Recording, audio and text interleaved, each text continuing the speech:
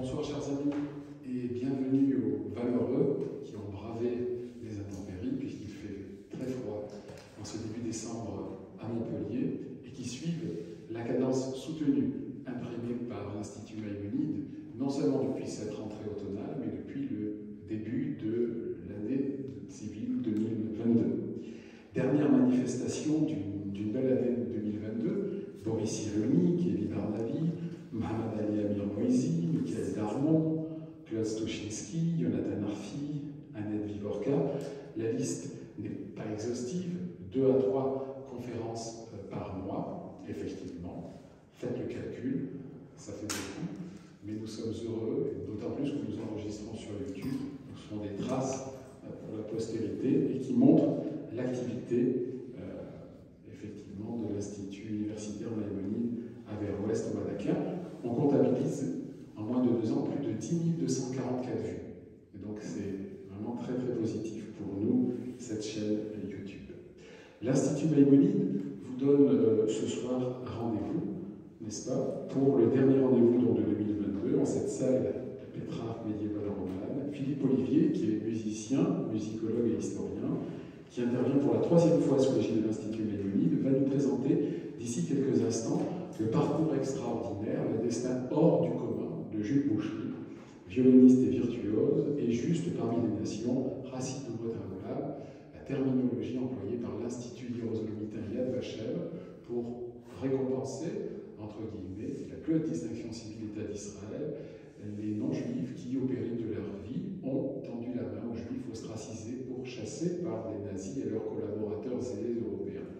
C'est la plus haute distinction civile d'État d'Israël. Elle doit effectivement être donnée à des gens qui ont voulu sauver, cacher les juifs, sans aucune contrepartie, sans volonté de prosélytisme. Et 2 témoignages distincts concordants doivent stipuler, doivent démontrer la véracité de ce sauvetage. On y reviendra, puisque Yad Vashem Paris m'a envoyé des documents lors de la reconnaissance à l'époque de Jules Boucherie comme juste parmi les nations. C'est un grand maître du violon, il a été professeur notamment de Ginette Neveu, grand espoir du violon, au destin tragique, puisqu'elle a péri dans l'avion du retour d'Amérique avec Marcel Cerdan. Il a été le professeur également d'Ivry Guitlis, qu'on ne présente pas, l'un des plus grands violonistes d'origine juive du XXe siècle.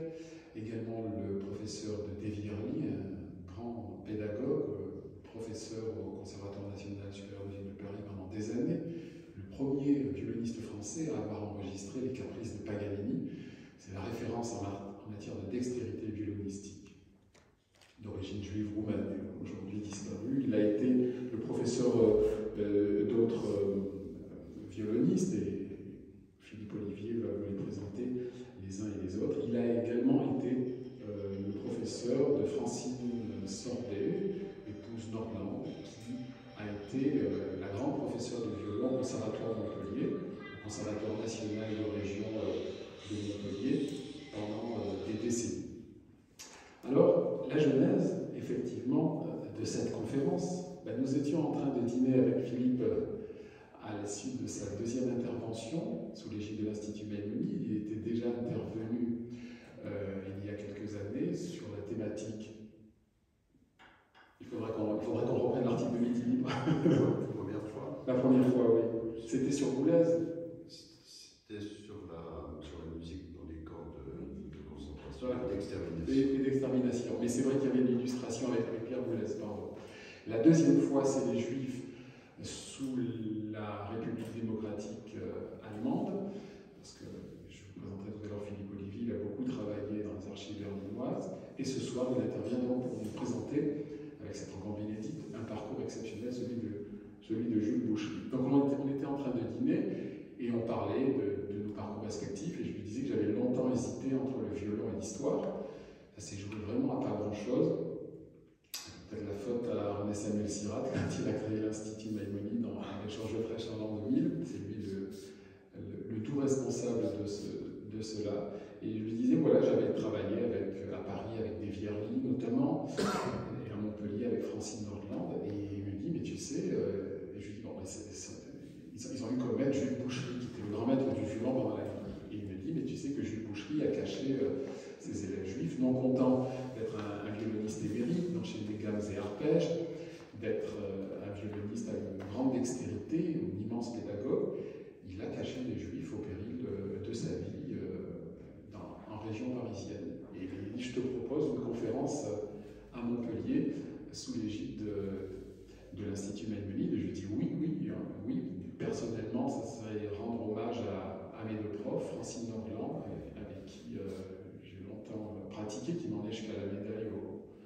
Conservatoire de Montpellier, avec des Vierny à Paris, où je préparais l'entrée au Conservatoire national supérieur de musique de Paris. Il était d'origine juive roumaine, un immense violoniste. Et c'est ainsi qu'est née effectivement cette conférence. Jules Boucherie, violoniste virtuose et juste parmi les nations, Philippe Olivier va vous présenter effectivement la vie et l'œuvre de ce musicien hors norme, et qui a été professeur donc, au Conservatoire national supérieur de musique de Paris, qui reste encore une fois aujourd'hui comment dirais-je, la référence absolue en matière de formation musicale et notamment violonistique, même s'il ne faut pas omettre le CNSM de Lyon, le Conservatoire national supérieur de musique de Lyon, ou l'École normale de musique de Paris, Alfred Cortot. Ce violoniste, qui a vécu entre 1877 et 1962, n'a pas fait que former des virtuoses de réputation internationale, dont Ginette Neveu ou Ivry Gitlis. Il a sauvé pendant la Seconde Guerre mondiale et la Shoah plusieurs de ses élèves en les protégeant, en les soustrayant au CGQJ, au Commissariat général des questions juives, qui était le véritable ministère des Affaires juives du gouvernement de l'État français vichiste, des griffes de l'Allemagne nazie grâce à une cachette, une villa située en Seine-et-Marne. Alors si Jules Boucherie a été fait en 64, juste parmi les nations, très tôt, puisque Yad Vashem a créé en 53, et la volonté de décerner une médaille et un diplôme intervient en 1963. Donc c'est tout frais, au lendemain de cette volonté de reconnaissance. Jules Boucherie a été fait juste parmi les nations de Yad Vashem, et j'ai quelques documents que m'a transmis Yad Vashem de Paris que je vous lirai ou je vous ferai passer. Jules Boucherie a préparé plusieurs futurs interprètes de premier ordre et une magnifique carrière. Alors, au nombre de ceux-ci figure Davy Early, qui est rentré au Conservatoire supérieur de musique de Paris à l'âge de 13 ans. Il était juif, d'origine roumaine, de Transylvanie, victime des lois ariennes. Il a été jeté du CNSM, et au lendemain de la guerre, c'était plus Vichy, il a dû repasser l'examen, et il est rentré une deuxième fois. C'est dire le niveau violonistique de Davy Early, orthographié en France Early. Au nombre de ceux-ci figure donc Davy Early, qui vécut entre 1928 et 2012, Michel Schwalbe, 1919-2012, ayant été longtemps premier violon solo de l'Orchestre Philharmonique de Berlin. Donc la conférence de Philippe Olivier va s'attacher à ce récit historique à la fois passionnant et émouvant. Philippe Olivier est aujourd'hui l'un des meilleurs connaisseurs français de la vie musicale allemande, entre 1933 et 1945, comme au temps de la RDA, de la République démocratique allemande. Il a publié une trentaine de livres. Il est installé à Berlin. Il nous fait l'amitié de venir aujourd'hui. Il a pris l'avion parce qu'il y avait des perturbations SNCF. Et il a fait Strasbourg, Mulhouse, Amsterdam et Amsterdam, Montpellier. Et tous les chemins de Carotte. Pour ce parcours européen, il est installé à Berlin. Il est notamment invité pour des conférences et des séminaires à l'Académie des Arts de cette ville, à l'Académie supérieure de musique de Rostock, au Festival de Bayreuth, pour les amoureux de Wagner, à l'Institut universitaire d'études juives et divisées de Paris, ou encore à l'Institut d'études poétiques de l'Université de Strasbourg. Il est jardiniste de formation. Philippe Olivier a exercé des fonctions professionnelles à Radio France, à l'Orchestre Philharmonique de Strasbourg et au cabinet du maire de Strasbourg, Catherine Trottmann, où il a été pendant 30 ans en charge de la culture et de l'enseignement supérieur, s'il vous plaît. Il fait aussi autorité dans le domaine des études wagnériennes. Donc c'est une personnalité que nous accueillons ce soir sous l'égide de l'Institut Maïmonide. Je lui cède tout de suite le micro pour vous présenter le parcours exceptionnel de Jules Boucherie, violoniste et juste. Merci Michael pour cette introduction. Donc, comme Michael vous l'a annoncé, il va être question aujourd'hui de Jules Boucherie. Et au travers de Jules Boucherie, nous allons nous trouver confrontés à la réalité d'un engagement moral assez rare dans le monde de la musique pour la période qui nous concerne, c'est-à-dire approximativement 1933 à 1945, ayant valu donc, comme Michel l'a dit il y a quelques instants, à Jules Boucherie d'être fait juste parmi les justes des nations par l'Institut de Yad Vashem. Il est un des seuls musiciens à avoir bénéficié de cette distinction ô combien symbolique.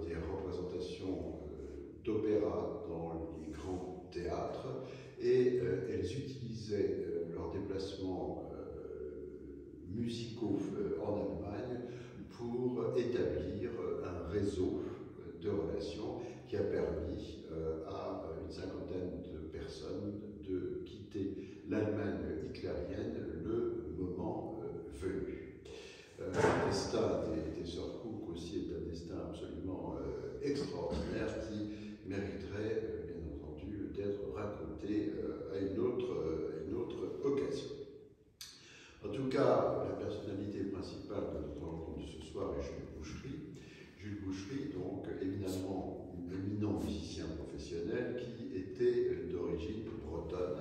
Et on peut se poser tout de suite la question de se demander comment un musicien professionnel de très haut niveau, venant de la très très catholique Bretagne, a eu cette attitude admirable durant la période des troubles que nous connaissons.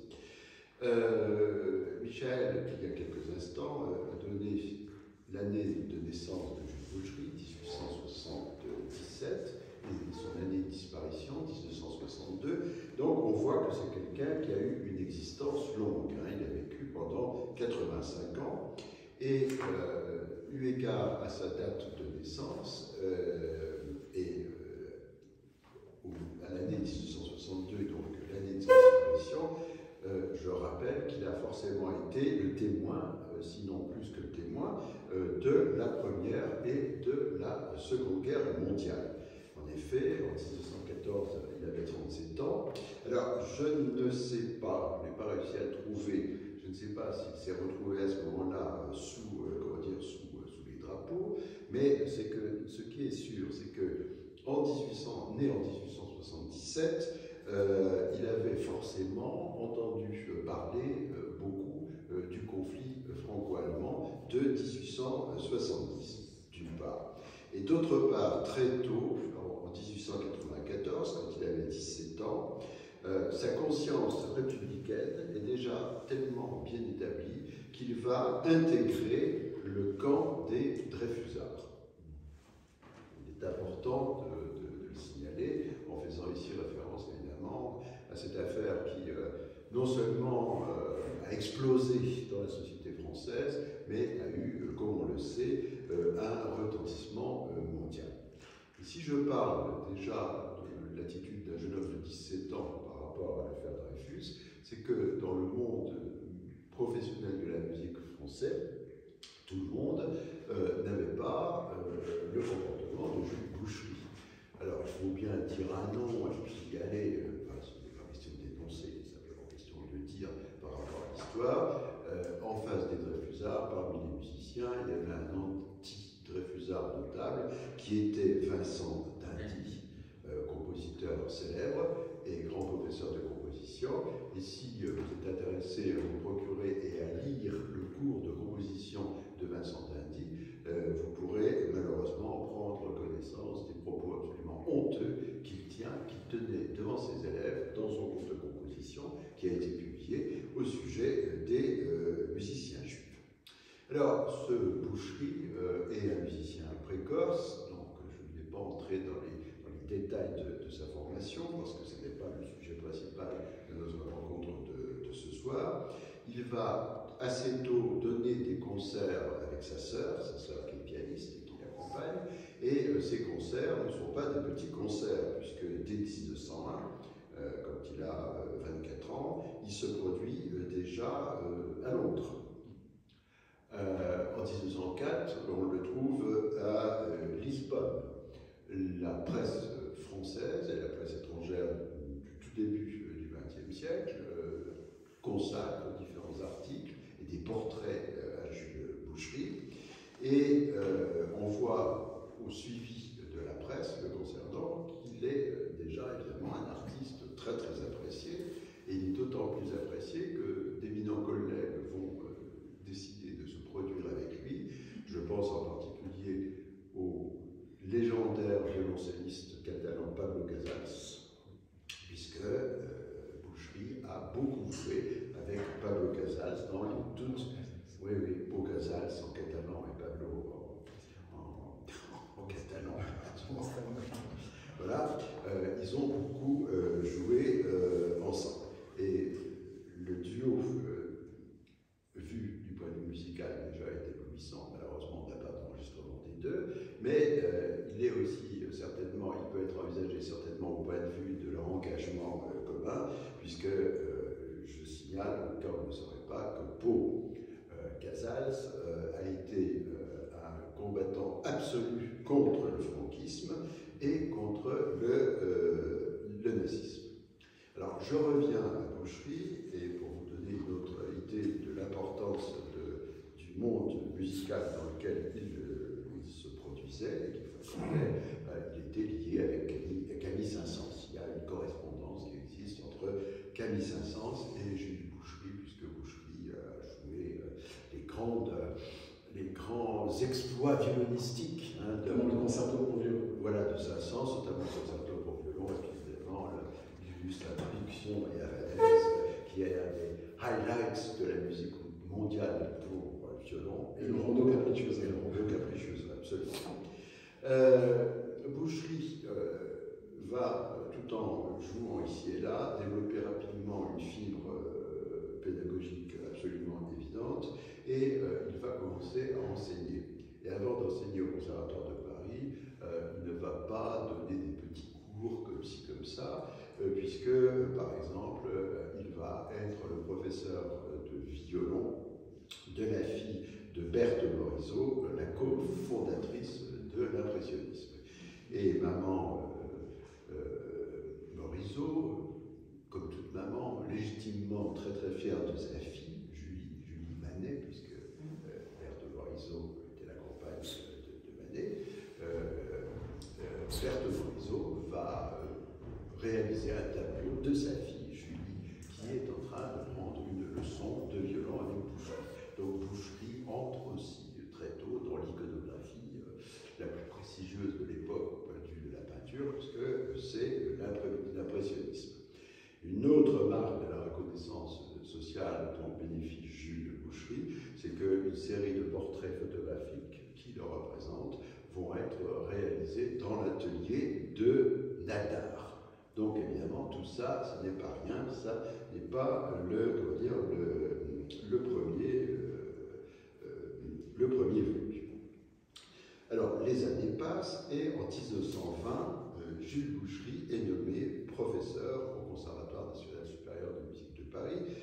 Comme l'a dit Michael, c'est évidemment un poste un peu plus prestigieux puisque le Conservatoire de Paris est le premier établissement d'enseignement musical supérieur de notre pays et il est doté d'une réputation internationale. En 1939, donc l'année où commence la Deuxième Guerre mondiale, Boucherie est toujours professeur au Conservatoire de Paris, il a 62 ans, et il va y enseigner jusqu'en 1944.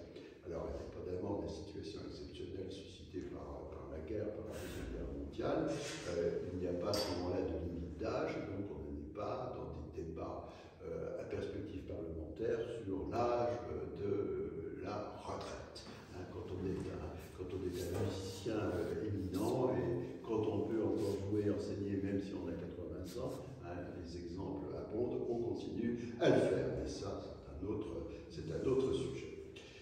Parmi ses élèves, et en particulier parmi ses élèves juifs, il y a Denise Soriano, dont je parlerai tout à l'heure, il y a Yves Guitlis, dont Michael a prononcé le nom, il y a Lionel Galli, dont il sera question, il y a aussi Davy Early, on l'a entendu, il y a professeur Michel Schwalbe, parce qu'il exigeait qu'on l'appelât professeur quand on lui parlait, il y a Charles Cyrulnik, je ne dis pas Cyrulnik, mais Cyrulnik.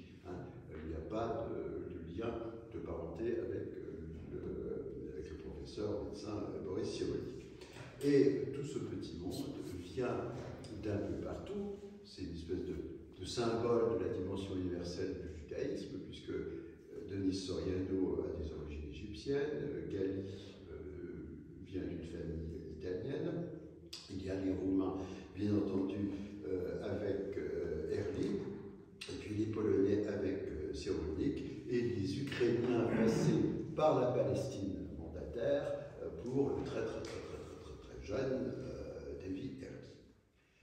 Il serait bon maintenant de voir comment se déroulaient certains aspects de la vie quotidienne au Conservatoire de Paris entre l'automne 1940, vous m'avez compris, et l'été 1941. La loi du 3 octobre 1940 porte communication du premier statut, entre guillemets, des Juifs, Et selon l'article 2 de cette loi que je cite, les membres juifs du corps enseignant doivent quitter leurs fonctions. Donc cela concerne notamment les professeurs du Conservatoire national supérieur de musique de Paris. Parmi le corps enseignant qui doit quitter ses fonctions, il y a un grand pianiste qui s'appelait Lazare Lévy, qui sera par la suite, après la guerre, le formateur principal de la pianiste France Guida, très grande spécialiste de Liszt. Et il se trouve que Lazare Lévy va se cacher, le moment venu, hélas, aux alentours de Montpellier. Lazare Lévy était caché dans cette période de sinistre mémoire aux alentours de Montpellier. Dans l'administration du Conservatoire de Paris agit un personnage très problématique, dont le nom est connu des historiens de la musique, puisque c'est Jacques Chaillet. Pour ma part, je regrette, beaucoup d'avoir connu Jacques Chaillet, mais à l'époque, je ne savais pas ce qu'il avait fait. Et deux, je regrette encore plus qu'à la Sorbonne, aujourd'hui, il y ait une salle qui porte le nom d'un homme qui n'était qu'un collaborateur. Pour qu'on retourne un peu la même chose. Oui, pour Cortot, bon, c'est encore autre chose, c'est plus compliqué, mais Chaillet était ouvertement collaborateur, et c'est Chaillet, en sa qualité de secrétaire général du Conservatoire de Paris, qui a été d'une diligence absolue, si j'emploie le terme de diligence, évidemment pour forcer les traits, pour communiquer aux autorités, entre guillemets, d'occupation, la liste des professeurs et ensuite des élèves juifs du Conservatoire. Et Chaillet va vivre tranquillement jusqu'en 1999 sans être jamais inquiété. Il était un véritable Judas, alors ne sursautez pas quand j'emploie le terme Judas, dans la mesure où, avant la Deuxième Guerre mondiale, il était régulièrement l'invité de Jules Boucherie et de ses proches lors de parties de campagne en banlieue parisienne où on faisait de la musique. J'en viens maintenant à la loi du 2 juin 1941 qui porte création du deuxième statut entre guillemets des Juifs, en renforçant hélas le premier statut. Cette loi, avant sa promulgation, va connaître un prologue entre guillemets très très inquiétant, puisque c'est la rafle dite du billet vert au mois de mai de la même année 1941. Et cette rafle du billet vert va d'abord surtout s'abattre sur les Juifs étrangers se trouvant sur le territoire français, et ceci avant la rafle du Veldiv qui surviendra en juillet 1942. En tout cas, en ce qui concerne le prologue, entre guillemets, de toutes ces actions monstrueuses, à savoir la rafle du billet vert, elle va concerner directement un certain nombre d'étudiants du Conservatoire de Paris qui sont venus en France dans les années, en tout cas dans la décennie qui a précédé, et il s'agit évidemment uniquement d'étudiantes et d'étudiants qui sont venus en France pour connaître la liberté et pour fuir évidemment un antisémitisme dont il est inutile de faire ici la description. En 1942, il restera 3 professeurs juifs au Conservatoire de Paris, et sur les 580 étudiants inscrits dans l'établissement, resteront encore 20 étudiants juifs, toutes disciplines confondues, dont le statut évidemment est tout à fait, pour le moins, à tout le moins, précaire. N'oublions pas que durant cette période, il y a à l'œuvre, hélas, un prosélytisme ardent du monde catholique. Alors évidemment, il y a eu Monseigneur Saliège, l'évêque, l'archevêque de Toulouse et quelques prélats qui ont fait exception, mais il y a fondamentalement un prosélytisme catholique qui, hélas, agit en vertu de l'antisémitisme traditionnel du catholicisme. Et n'oublions pas, et je le dis ici parce qu'il y a lieu de le dire, n'oublions pas qu'à ce moment-là, parmi les nouveaux professeurs du Conservatoire de Paris, Il y en a un qui va faire une carrière mondiale comme compositeur, c'est Olivier Messiaen. Or, Olivier Messiaen, tenez-vous bien, promet l'enfer aux étudiants juifs s'ils ne se convertissent pas au catholicisme. Hein, tout cela est on ne peut plus documenté, prouvé. Cela est tout à fait clair. Par ailleurs, alors c'est peut-être un hasard malheureux, Messiaen entre au Conservatoire de Paris pour enseigner l'harmonie en 1941, mais il reprend le poste d'un autre professeur d'harmonie, à savoir André Bloch, qui a été remercié à cause de l'application du statut des Juifs. Autrement dit, on est dans une situation à tout le moins singulière, puisque du jour au lendemain, à cause de ces mesures, ne viennent plus rue de Madrid, c'est-à-dire cette rue du 9e arrondissement qui se trouve près de la gare Saint-Lazare et où à l'époque se trouvait le Conservatoire de Paris. Les luthiers Audrey. Les luthiers, voilà. Ne viennent plus au conservatoire à la rue de Madrid suivre les cours de boucherie un certain nombre d'étudiantes et d'étudiants qui sont parmi les élèves de boucherie. Hein, donc nous approchons du noyau de notre rencontre de ce soir, alors que pendant ce temps-là, d'autres évidemment profitent au mieux possible, eu égard à la rigueur des temps, de certaines possibilités.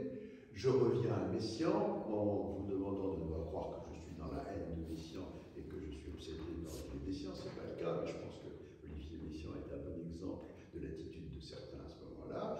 Pendant ce temps-là, en 1943 précisément, Olivier Messiaen peut faire la création en plein Paris, occupé d'un de ses grands cycles pour 2 pianos qui s'appelle Les Visions de la mer. Alors, comment Boucherie procède-t-il au moment où, donc à partir de 1940, ces périls très graves sont là et où ces périls ne vont faire que s'accroître? Eh bien, Boucherie, qui à ce moment-là, donc à l'automne 1940, est sexagénaire, va expliquer à la direction du conservatoire que, comme il devient d'une santé fragile, ce serait tout à fait bien s'il pouvait enseigner à domicile. Alors, le fait de demander d'enseigner à domicile relève d'une pratique qui n'est pas uniquement liée à l'état apparent de la santé de Boucherie, puisque c'est un secret de polichinelle dans le monde de la musique de dire que certains professeurs de l'école normale de musique préfèrent enseigner à domicile. Hein, donc, il n'y a rien d'inhabituel en cela, mais le prétexte utilisé par Boucherie est une santé qui serait défaillante. Mais la demande, évidemment, est le résultat d'une réflexion très très pointue, puisque Boucherie va s'installer, non pas à Paris, dans la proche banlieue de Paris, il va s'installer dans le département de la Seine-et-Marne, à 70 km de Paris, hein, ce qui n'est pas rien à cause des difficultés de communication et du contexte de l'époque, de surcroît. Et il va donc s'installer dans un village qui s'appelle Bourron, trait d'union, Marmotte.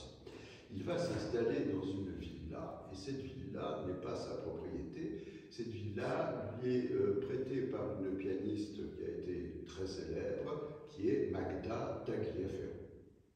Magda Tagliaferro enseignait aussi au Conservatoire de Paris.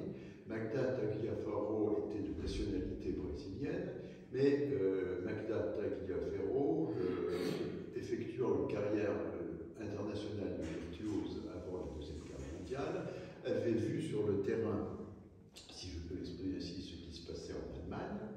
Et comme l'époux de Magda Tagliaferro était juif, elle et son mari ont eu de la sagesse de partir outre-Atlantique, en l'occurrence au Brésil, pendant toute la Deuxième Guerre mondiale. Et elle a donc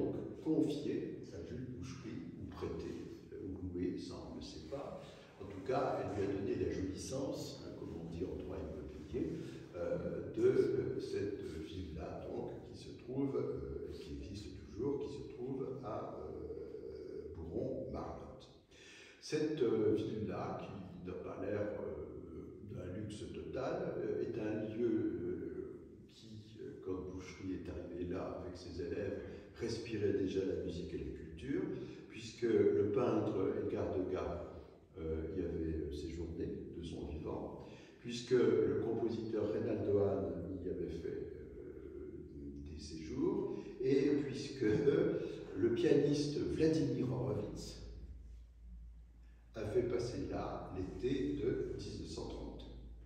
Donc, Boucherie arrive comme ça, du jour au lendemain, avec toute une flopée d'enfants et d'adolescents, parce qu'il y en a qui ont une dizaine d'années, pas plus. Et pendant plusieurs années, jusqu'à la Libération, la villa donc, va être occupée par une dizaine de personnes, selon certaines sources. Selon d'autres sources, il y aurait eu, paraît-il, quasiment 30 personnes. Si vraiment il y a eu là 30 personnes, cela tendrait à prouver qu'il y avait d'autres personnes qui étaient protégées, peut-être certains membres des familles, des élèves de Boucherie. Et à partir du moment où ce groupe va s'installer à Bourg-en-Barlotte, jusqu'à la Libération, donc jusqu'à la fin du mois d'août 1944, si on prend comme norme, grosso modo, la date de la Libération de Paris, personne parmi les habitants de Bourg-en-Barlotte, parmi le personnel employé par Boucherie, personne ne va parler à des individus suspects parce qu'ils sont pétinistes, parce que, encore pire, ils sont collaborateurs, et parce que, chose infâme, ils peuvent éventuellement être des mouchards. Alors je me suis posé des questions, bien entendu, par rapport au contexte, hein, c'est le devoir de nous autres, les historiens, et j'ai découvert, mais je n'ai pas de certitude, j'ai découvert que Fontainebleau, qui se trouve à quelques kilomètres de Bourg-en-Barlotte, Fontainebleau est une localité dans laquelle il y a eu une activité importante de la résistance. Alors peut-être que, mais évidemment, je suis dans l'hypothèse ici, puisque je ne peux rien prouver. Je me suis aussi posé des questions que vous posez, bien entendu, en m'écoutant. C'est déjà comment faisait-on pour nourrir tout ce petit monde? Alors évidemment, on était quasiment à la campagne, mais enfin, il y avait quand même toujours ces difficultés énormes d'approvisionnement.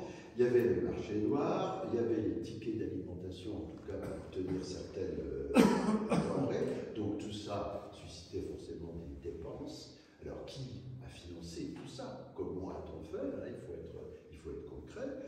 Et puis, il se pose aussi une question complètement élémentaire. Est-ce qu'on pouvait respecter les prescriptions de la cache-route? Hein, ça vaut aussi la peine d'être l'objet d'une question. Alors, est-ce que ici des réseaux d'entraide ont fonctionné? Est-ce que, par exemple, la fameuse CIMAD, hein, qui a joué un rôle magnifique durant cette période, a eu à connaître l'activité de Boucherie?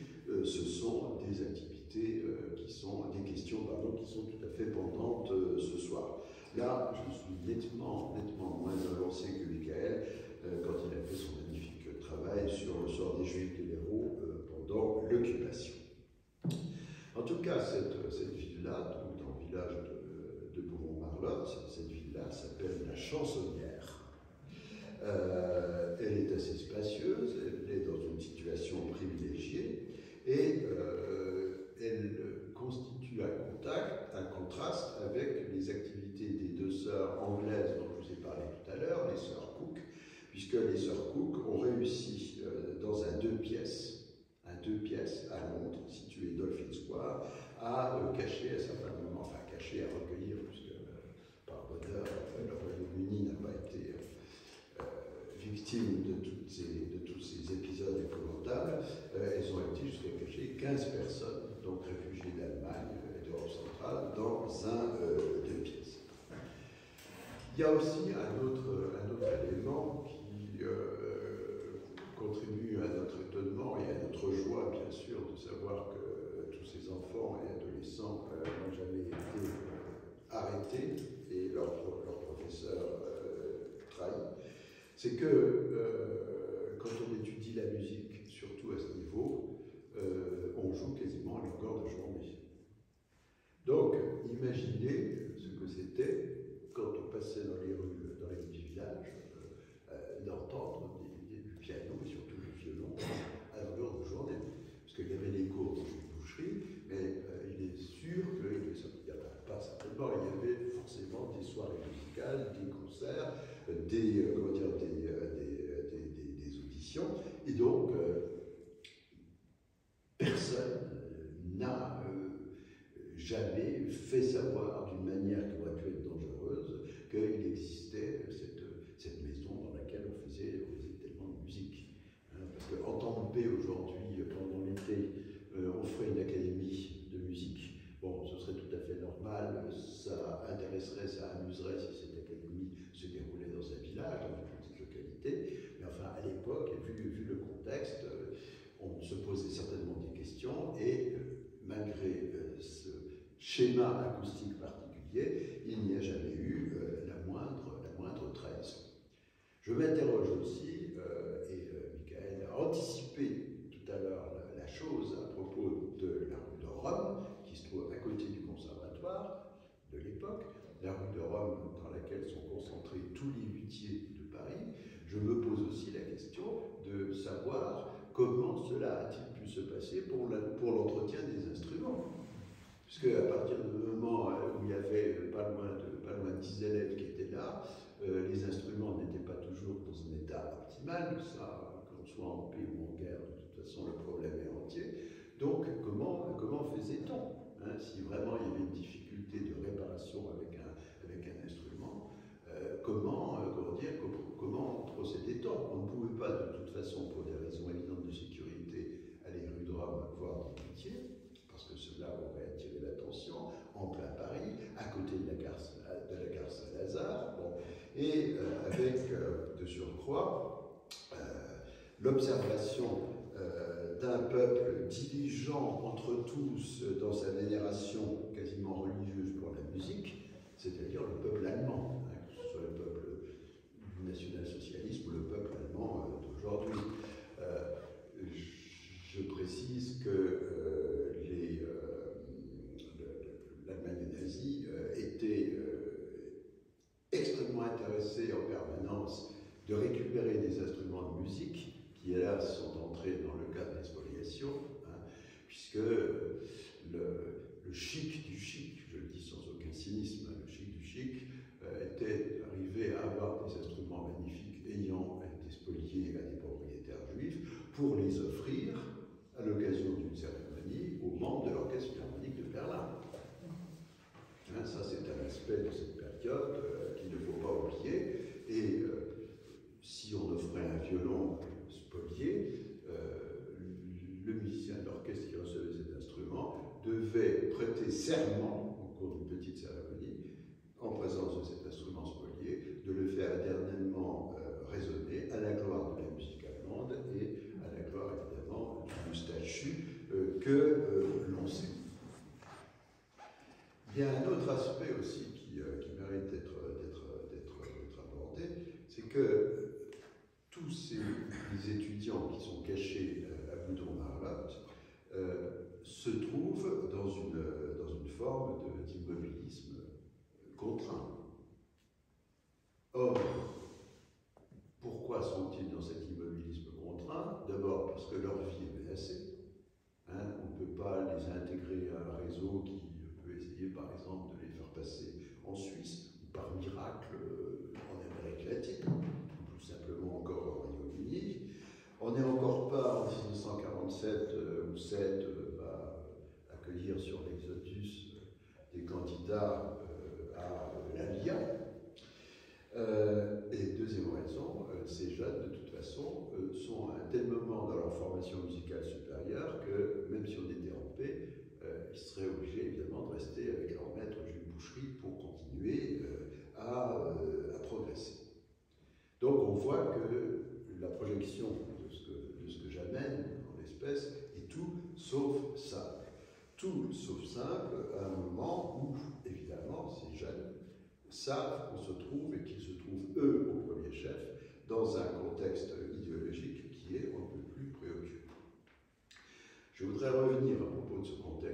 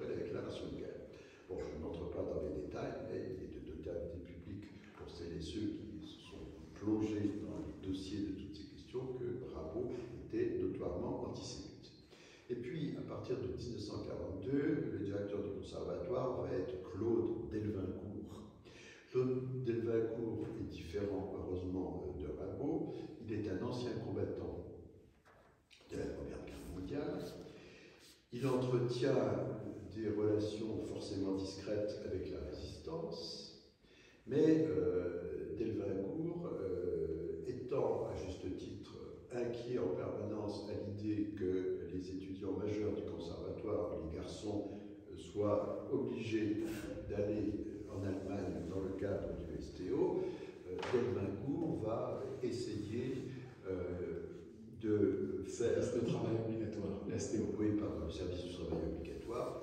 Donc Delvincourt va essayer que les élèves juifs du conservatoire ne puissent pas être suivis à la trace. Parce que, par exemple, pour la classe de violon de boucherie, on se dit, enfin, où sont passés ces jeunes? Vous imaginez, du jour au lendemain, des étudiants qui disparaissent, entre guillemets, qu'on ne voit plus. Donc Delvincourt va essayer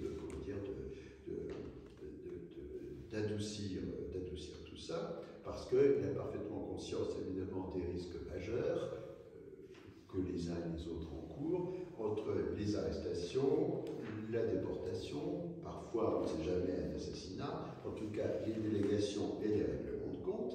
Et c'est aussi dans ce contexte, puisqu'il ne faut jamais perdre de vue ces jeunes qui travaillent à la boucherie, ces jeunes dont certains sont encore des enfants ou approchent de l'âge du début de l'adolescence, comment va-t-on faire? Ça aussi, c'est une question qui est intéressante de se poser.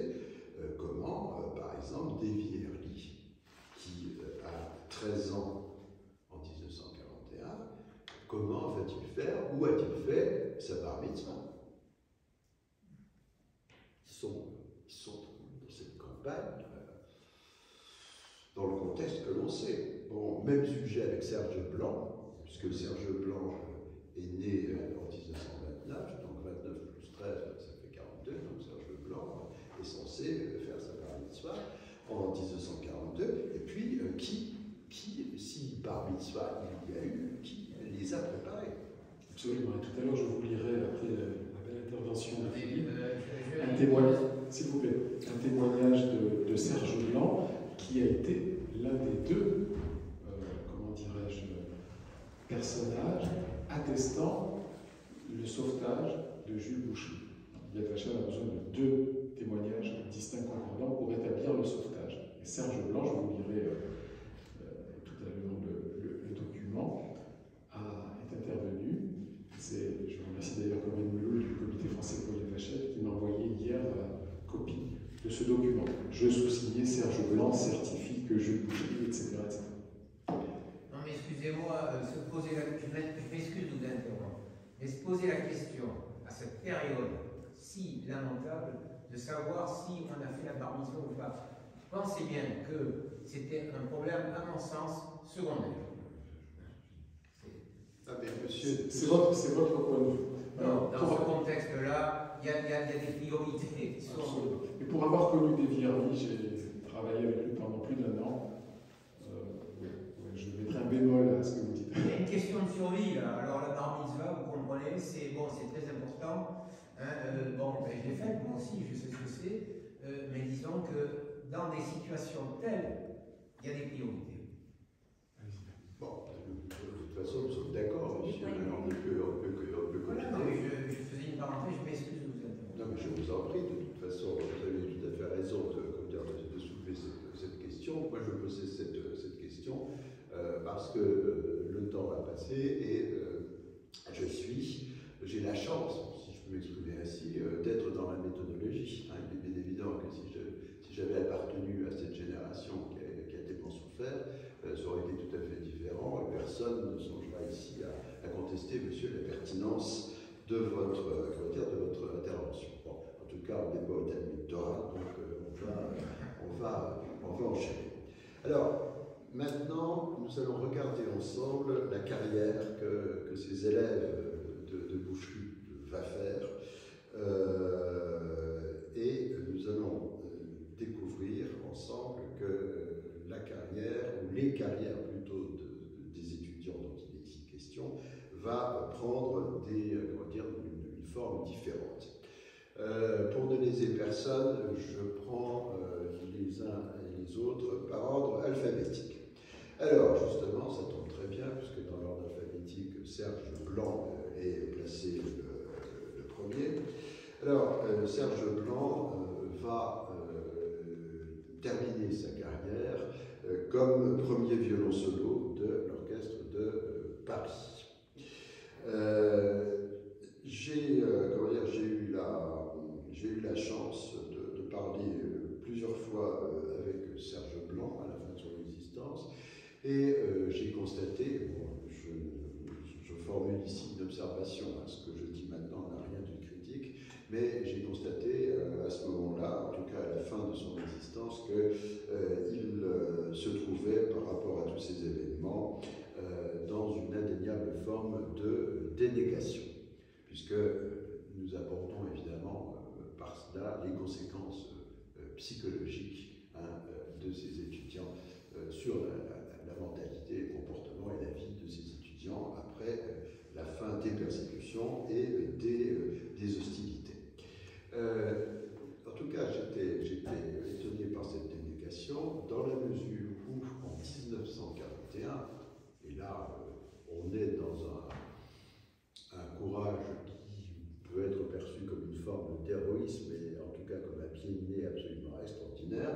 En 1941, le petit Serge Blanc, qui est complètement menacé, comme les autres, va, tenez-vous bien, donner un concert public avec orchestre à Paris. Alors, c'est absolument fascinant à cause du risque qu'il court, et de mon point de vue, je pense, je dis bien dans l'absolu, que cela est certainement un pied de nez à l'occupant. Je m'explique. À ce moment-là, la vie musicale parisienne, en ce qui concerne ces événements importants, est ponctuée par des concerts de propagande. Il n'y a pas d'autre terme pour les qualifier, puisqu'on voit défiler l'Orchestre Philharmonique de Berlin dirigé par le docteur Furtwängler, puisqu'on voit se dérouler des récitals de la pianiste Ellie Ney, qui est une nazie fanatique et qui, avant 1933, quittait, quand elle faisait des tournées, les hôtels où elle logeait dès qu'elle apprenait qu'il y avait des clients juifs qui étaient dans cet hôtel. Durant cette période au cours de laquelle le nec plus ultra de la vie musicale allemande défile à Paris notamment, mais aussi à Marseille par exemple, et à Lyon, un certain Herbert von Karajan, qui lui est à la fois membre du parti nazi allemand, mais aussi membre du parti national-socialiste autrichien, en tout cas jusqu'en 1938, jusqu'à l'Anschluss. Donc on voit un certain Herbert von Karajan diriger l'orgue sensible de Sébastien Bach, salle Pleyel, ou bien diriger des représentations de Tristan et Isolde à l'Opéra de Paris, au Palais Garnier, avec dans le rôle d'Isolde une certaine Germaine Lubin. Donc on peut penser, hein, avec toutes les précautions qui s'imposent ici, on peut penser évidemment que le fait que cet enfant prodige, hein, qui a 12 ans, se produise avec orchestre dans une grande salle de Paris, dans le contexte que l'on sait, est un sacré acte de courage, et un acte évidemment que nous voyons aujourd'hui, je dis bien aujourd'hui, hein, avec le recul, comme quelque chose d'absolument extraordinaire. Quand je vous disais tout à l'heure que Serge Blanc était dans la dénégation, ou en tout cas dans une forme de dénégation, j'ai eu, quand j'ai discuté avec lui, très vite le sentiment d'être en face d'un homme qui était devenu extrêmement mondain. Or, parfois, quand on est très mondain et qu'on exprime sa mondanité d'une façon un peu théâtrale, ça peut, hein, c'est une hypothèse de psychologie, ça peut dissimuler autre chose. Alors, il m'avait raconté qu'il était très très lié avec Leonard Bernstein. Bon, évidemment, Bernstein n'était pas le premier venu, mais en fait, tout ça était quand même assez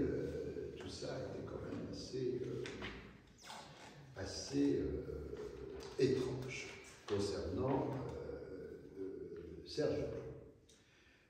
continue dans l'ordre alphabétique. Donc, le deuxième, c'est Charles Cyrulnik. Pas Cyrulnik, hein, comme j'ai dit tout à l'heure, Charles Cyrulnik.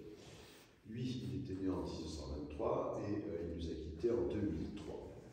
Alors, Charles Cyrulnik va faire une carrière magnifique jusqu'en 1962. Il existe par exemple un enregistrement fascinant du concerto pour violon de Beethoven, le fameux opus 61, enregistrement d'ailleurs qui est toujours disponible. Et en 1962, la même année, Cyrulnik va apprendre par la bouche des médecins qui l'ont examiné qu'il souffre d'une maladie musculaire l'obligeant à arrêter définitivement sa carrière de violoniste. Donc voilà quelqu'un qui joue déjà dans toute l'Europe, qui, dans l'espace de quelques mois, est obligé d'arrêter. Il va être confronté à un problème très simple qui est celui de sa subsistance matérielle et il quitte le violon pour devenir le directeur d'une fabrique de ceintures afin de nourrir sa famille. Mais, par contre, il enseigne le violon. Il va enseigner le violon notamment à sa petite fille Laura et à son petit-fils Nicolas.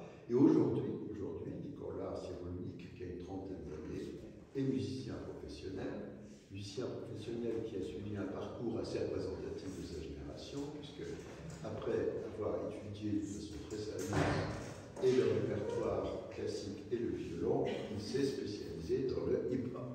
Bon, ce n'est pas le seul qui soit dans ce cas. Nous en arrivons à Davy Early, dont Michael nous a parlé tout à l'heure. Davy Early était un véritable enfant de la balle, puisque son papa avait un orchestre de genre qui jouait dans les brasseries avant la Deuxième Guerre mondiale, donc qui jouait tous les grands succès de la musique tzigane, qui jouait des arrangements des rhapsodies hongroises de Liszt, qui jouait des versions avec petite formation des fameuses Zigeunerweisen de Pablo de Sarrazat. Donc, Davy Early, c'est un enfant de la balle. Et il va rester toute sa vie un enfant de la balle quand il se produit sur scène. Il est, parallèlement à cela, un grand pédagogue, comme Michael l'a dit tout à l'heure. Et Davy Early va créer, entre autres, le concerto pour violon d'André Jolivet. Et sa rencontre avec la famille Jolivet va faire qu'il va épouser la fille d'André Jolivet, donc sa veuve, qui aujourd'hui est très active. Et Christine Jolivet, sa veuve, m'a raconté un jour ceci: de toute façon, j'avais bien compris que Davy était marié avec moi, mais qu'en réalité, il était marié avec la musique. Et que s'il avait eu à choisir entre moi et la musique, il aurait choisi la musique. Et son père, à Christine Jolivet, André Jolivet, était marié lui aussi avec la musique. Il demandait le plus grand calme pour pouvoir composer. Et un jour, son épouse a cassé tout le service en cristal. La famille, n'importe quel époux aurait crié, aurait pris la tête entre ses mains. Lui a dit: quelle jolie sonorité, je vais l'inclure dans ma composition.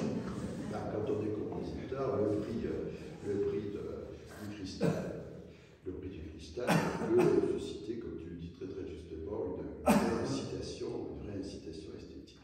Bon, alors donc, les filles et les garçons qui vont faire leur doctorat sur André Jolivet, là, on a une belle question de la part des bourreaux que sont toujours les membres du jury au moment des soutenances de thèse. Dans quelle œuvre de Jolivet se trouve? Absolument, il faudra trouver. On peut demander à la fille de Davy Early, de Christine Jolivet, il y a une lourde chape mémorielle sur les épaules, la fille de Davy Early, petite fille d'André Jolivet. Absolument.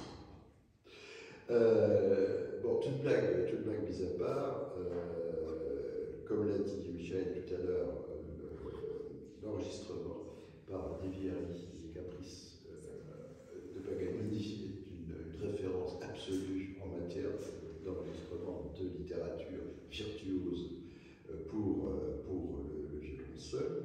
Et ce n'est pas étonnant dans la mesure où, dès 1946, alors qu'il avait 18 ans, Early avait donné un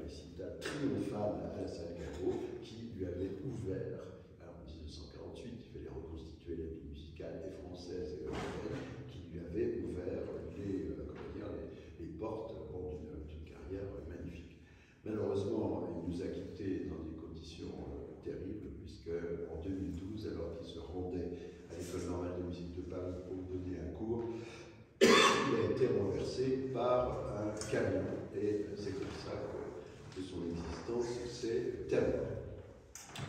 Nous en arrivons maintenant à la lettre G, avec Lionel Galli. Alors, en ce qui concerne Galli, qui était d'origine italienne, là, on se trouve en présence d'une biographie qui n'est pas facile à établir. J'ai pu néanmoins trouver qu'il a été le premier violon de l'orchestre des concerts Lamoureux. J'ai pu découvrir qu'il a réalisé différents enregistrements avec d'autres, bien sûr, d'œuvres de musique de chambre de Camille Saint-Saëns.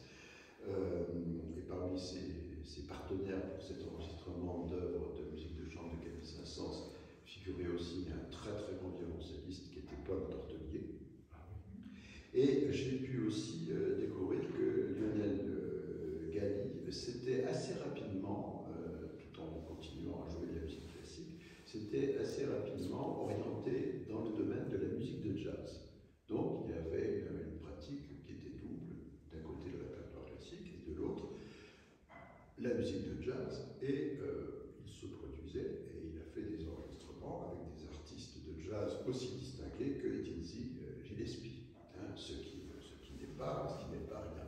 À propos de Tortelier et de Casal, tu en parlais tout à l'heure, et justement la prof de violon Francine Normand avait participé au festival de Prades avec Tortelier et avec Casal. Et la fille de Tortelier s'appelle Pau, parce que le parrain de la petite n'était autre que le grand violoncelliste catalan Pablo. Alors maintenant, la lettre G avec Ivry Guitlis. Bon, alors, Ivry Guitlis, ce n'est pas l'objet d'une conférence, c'est l'objet d'un séminaire pendant 4 jours. Ivry Guitlis nous a quittés récemment, il est mort en 2020 alors qu'il était âgé de 98 ans. Il était né donc d'une famille juive ukrainienne en Palestine mandataire.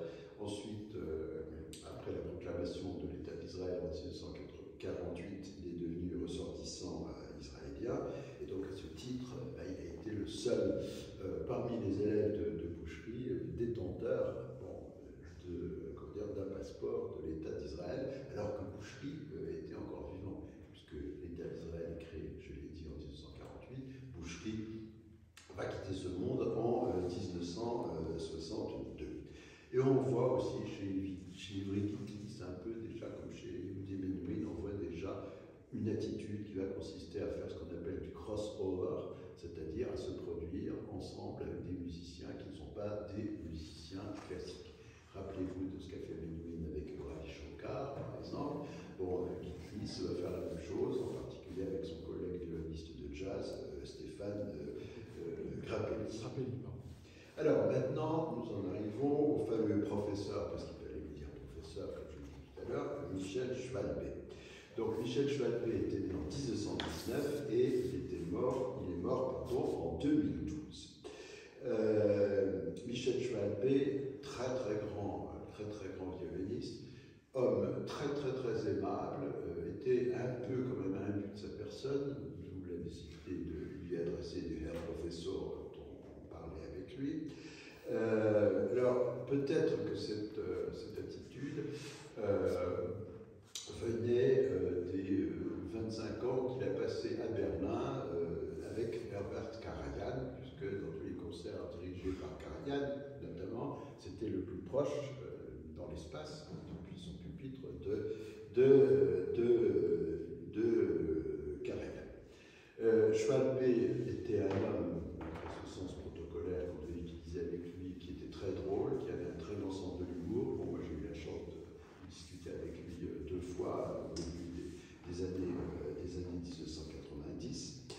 Et je lui avais demandé, enfin nous sommes nombreux à lui avoir demandé comment, avec le destin qui avait été le sien, comment, avec la mort de sa maman et de sa sœur dans l'enfer de Treblinka, il avait pu venir s'installer, à Berlin, et 2, être le plus proche collaborateur de l'orchestre philharmonique de cette ville avec Herbert von Karajan. Herbert von Karajan, on sait très bien qu'il n'était pas du côté, par exemple, du Front populaire. Bon, alors, Cheval B m'avait répondu et répondu à d'autres, parce que nous avons été nombreux, comme je l'ai dit et je le répète, à me poser cette question, me disait que c'était un moyen de se réconcilier, si tant est que cela soit possible avec le peuple allemand, au travers de la valeur suprême esthétique qui est la musique dans la civilisation germanique. On peut, et on entend cela, c'était peut-être aussi, d'autres ont abordé cette opposition, ce n'est qu'une supposition, c'était peut-être aussi une forme de vengeance. Toutes les hypothèses méritent d'être examinées. Il est bien évident aussi que ce poste considérable, assorti du titre de professeur, parce qu'avec de mes cours au Conservatoire de Berlin, ce poste considérable était un poste un peu plus prestigieux, d'abord à cause de la notoriété de l'orchestre, ensuite à cause des possibilités qu'offrait l'orchestre, puisque, indépendamment des concerts à Berlin et ailleurs, il y avait des tournées, évidemment, dans le monde entier, enfin, à partir du milieu des années 50, parce qu'on ne voulait quand même pas beaucoup de Karajan à l'extérieur, entre 1945 et grosso modo la fin des années 50. Et puis, c'était aussi le moyen de montrer, en se produisant avec Karajan, à un moment où le disque se déploie de façon extraordinaire, et où le concert retransmis à la télévision se déploie de façon extraordinaire grâce à l'influence de Karajan, c'était aussi une occasion de montrer qu'il y avait toujours le Wunderkind juif qui était là et qui avalait comme ça, sans aucune difficulté, les solos de violon les plus difficiles qui soient dans le répertoire. Je parle en présence de Michel et peut-être d'autres violonistes dans la salle, jouer par exemple le grand solo de violon dans la Missa Solemnis de Beethoven. Bon, avec Karajan qui vous regarde, les 2000 personnes qui vous écoutent, en tournée ou à Berlin, jouer les choses sardoniques mises par Richard Strauss dans la vie d'un héros, parce que dans le poème symphonique de Richard Strauss, la vie d'un héros, il y a un solo pour le premier violon qui est d'une difficulté hallucinante. C'est montrer, un, ce dont on est capable, c'est de montrer, deux, que le national-socialisme n'a pas réussi à éteindre cette flamme absolue, vivante du judaïsme en tant que civilisation, que culture et que véhicule de la musique. C'est utiliser évidemment l'instrument symbolique du monde juif, hein, le violon, parce que quand Esbrand, il vaut mieux avoir un violon, un piano, lui aussi, il va brûler. Et c'est aussi rappeler, faire une fois de plus un pied d'idée à Richard Strauss, dont la pleutrerie à l'égard d'Hitler a été absolument hallucinante. Alors, il y a des hommes dans tout ça, mais il y a une dame, heureusement. Et cette dame, c'est Denise Soriano. Denise Soriano, donc, qui venait d'une famille juive égyptienne, qui s'était retrouvée avec ses parents à Paris dans les années 20. Denise Soriano, qui est décédée en 2006, et qui, à partir des années 1950, alors qu'on lui avait prédit une carrière absolument extraordinaire, va avoir une carrière difficile. Elle sera candidate 4 fois au poste d'une des classes de violon au Conservatoire de Paris, et 4 fois elle sera recalée. Donc on peut évidemment se poser toutes sortes de questions sur ces difficultés. Je voudrais maintenant, pour en terminer, que nous regardions ensemble, en tout cas que nous approchions ensemble ce qui a constitué pour tous ces jeunes des conséquences psychologiques au cours et de leur développement et de leur vie d'adulte. Alors, la plupart de ces élèves, je l'ai déjà dit tout à l'heure, sont arrivés en France avec leurs parents dans un contexte problématique, hein, qui est celui de l'avant-guerre. La plupart ont connu des formes, évidemment, de désarroi avec leurs parents, sinon de précarité, des problèmes matériels qu'on sait, des problèmes administratifs aussi, et ils ont connu hélas, un statut juridique qui était particulièrement fragile. Par exemple, Michel Schwalbe venait d'une famille juive polonaise, et sa famille juive polonaise avait été expulsée d'Allemagne par les nazis, à titre de certaines de représailles, et avait été renvoyée en Allemagne. Il est bien évident qu'entre le comportement de l'Allemagne nazie et l'attitude inqualifiable de la Pologne dictatoriale d'avant-guerre, de son antisémitisme également pathologique, ça les Polonais, j'ai un problème avec eux.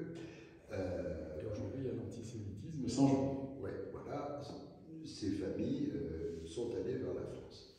Il est bien évident que, eu égard au contexte de l'époque, de l'avant-guerre, eu égard au contexte de la Deuxième Guerre mondiale, ces jeunes qui se préparaient à un métier, certainement un des plus beaux métiers du monde pour ceux qui y arrivent, tellement c'est difficile, ont vécu dans une angoisse totale quant à leur projection vers l'avenir.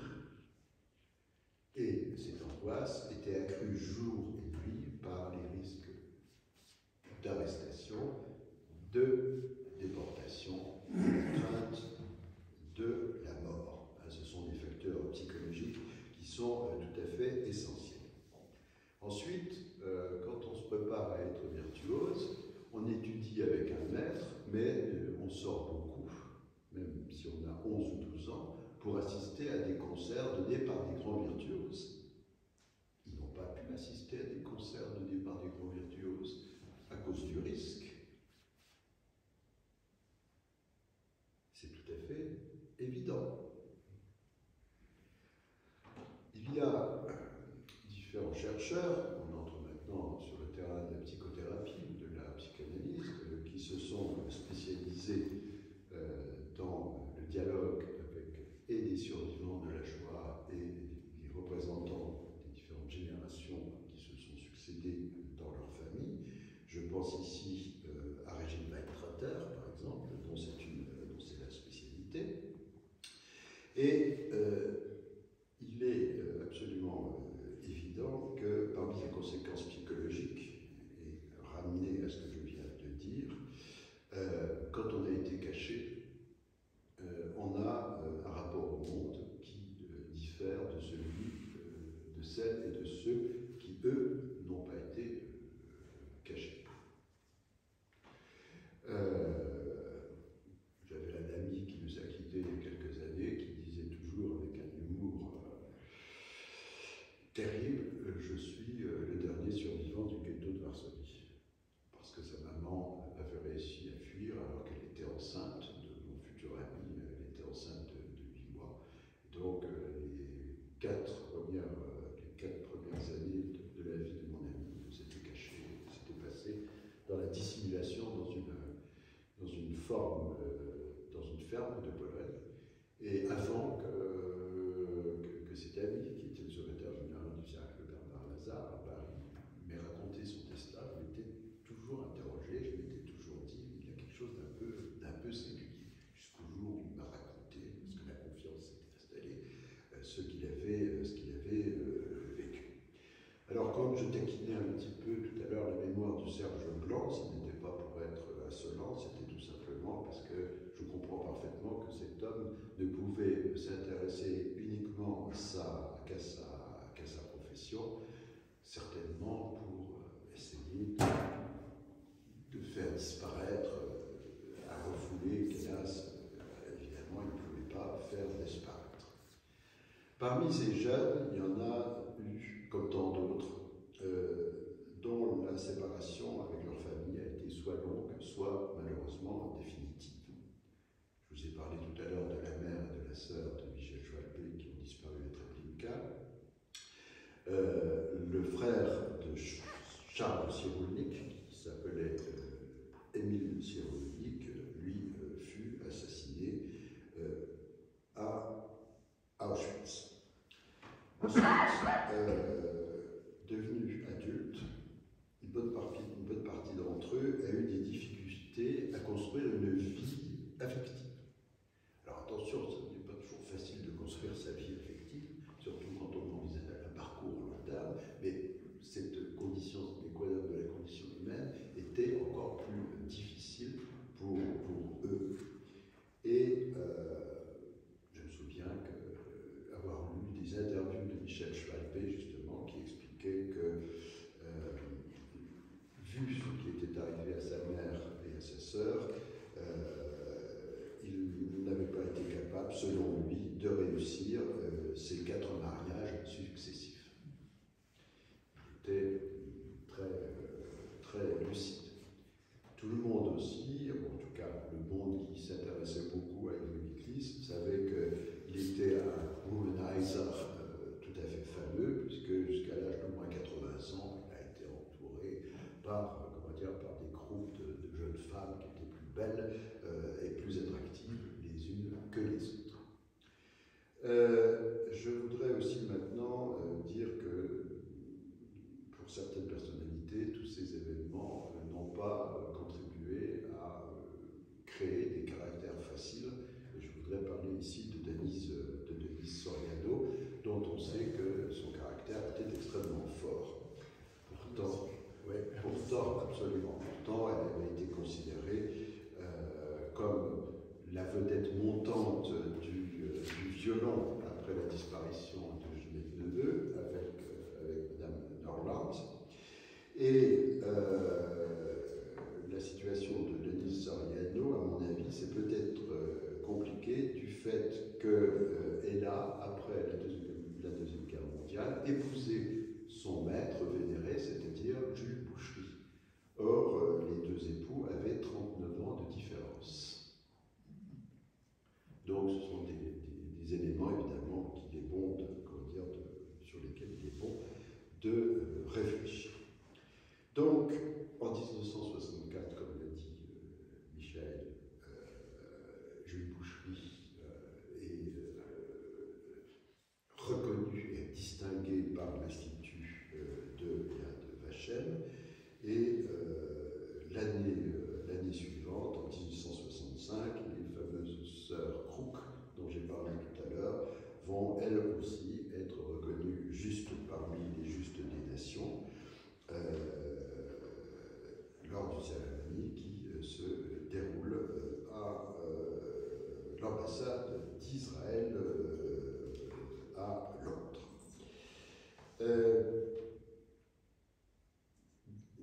Pour prendre l'exemple de Denise Soriano, indépendamment de ce qu'elle a amené à l'art du violon, indépendamment de l'agrément et de l'intérêt qu'on a à écouter encore aujourd'hui ces enregistrements, il est, je pense, important de noter que, comme elle était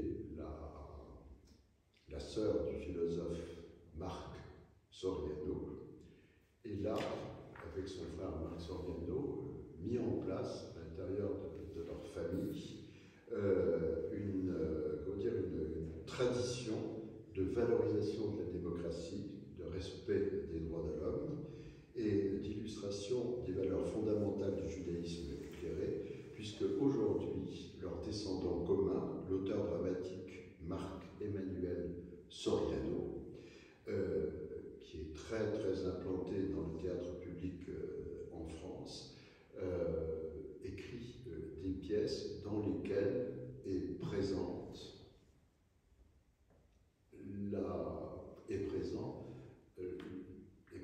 la trace évidente de toutes ces périodes de sinistre mémoire.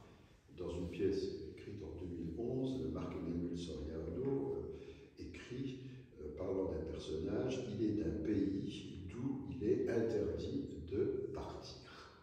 Eh bien, être d'un pays d'où il est interdit de partir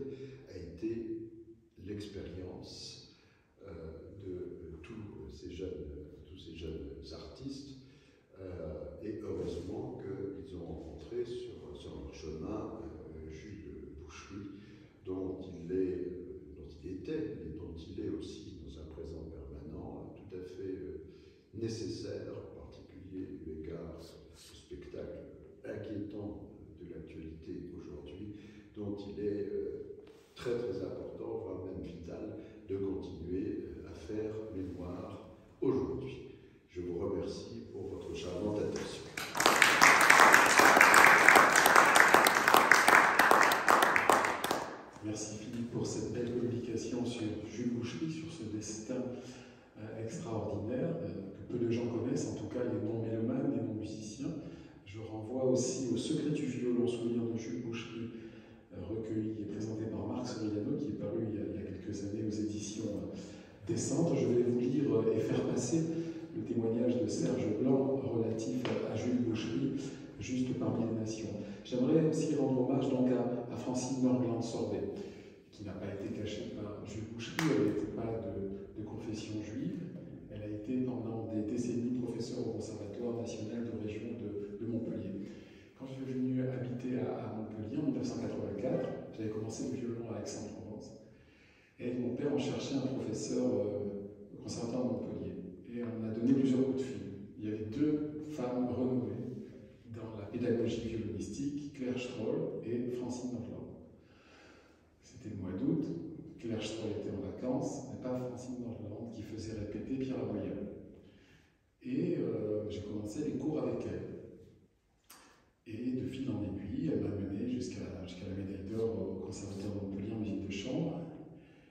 Et au conservatoire, les élèves, les concurrents des autres classes se demandaient pourquoi l'ensemble de ces élèves, plus ou moins doués, trustaient les meilleures récompenses. Pourquoi savait-elle tirer la substantifique moelle de chacun? C'était une excellente pédagogue, on savait qu'elle avait eu une belle carrière à Paris au début, mais on n'en savait pas plus. On a appris quel fut son parcours à sa disparition, ce qui ne faisait que grandir cette belle dame du violon. À la mort de Ginette Neveu, dans les conditions 1949, dans les conditions que l'on sait, l'impresario de Ginette Neveu va voir Francine Sorbet, qui est la fille du patron du temps, l'ancêtre du monde, et lui dit, écoute, voilà, Ginette est décédée dans l'avion du retour d'Amérique avec Marcel Cerdan. C'était une étoile montante du violon. Maintenant, c'est toi, qui es un peu plus jeune, je vais lancer ta carrière. Et il lui a permis d'entrevoir les lumières de la gloire, de la scène. Elle a joué dans les premières parties de concerts d'Yves Montand et d'Edith Piaf, jusqu'au jour où elle a rencontré un musicien suédois, M. Norgland, j'ai oublié son prénom, et elle a décidé, humaniste qu'elle était, altruiste qu'elle était, d'abandonner les lumières de la scène pour aller dans des chemins beaucoup plus obscurs et tendre la main aux nécessiteux dans les prisons, dans les hôpitaux.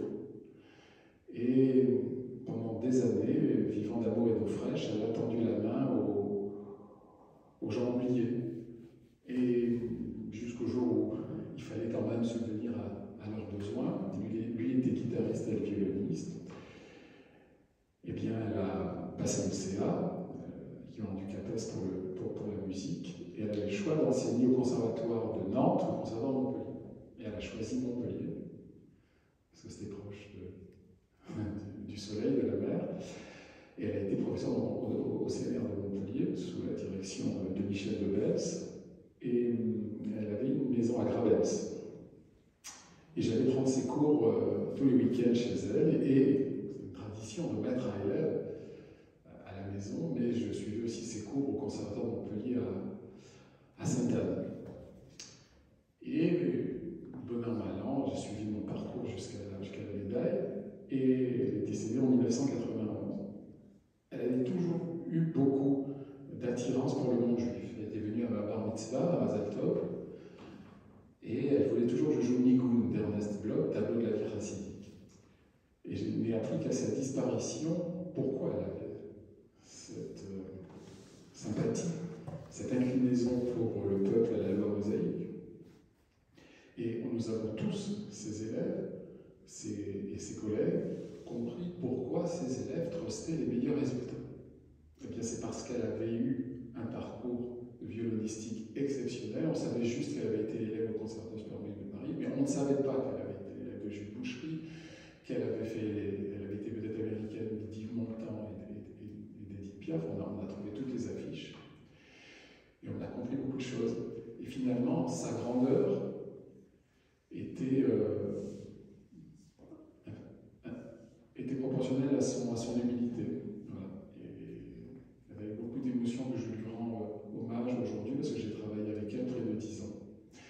Et pour le concours de fin d'études conservatoire de Montpellier, on nous dit des Vierlier dans le jury. Voilà.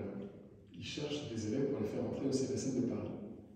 On était deux, plein d'espoir, et j'ai eu la chance de jouer les tableaux de la vie racidique d'Ernest Bloch, qui me mettait plus en valeur que le concerto de Mendelssohn.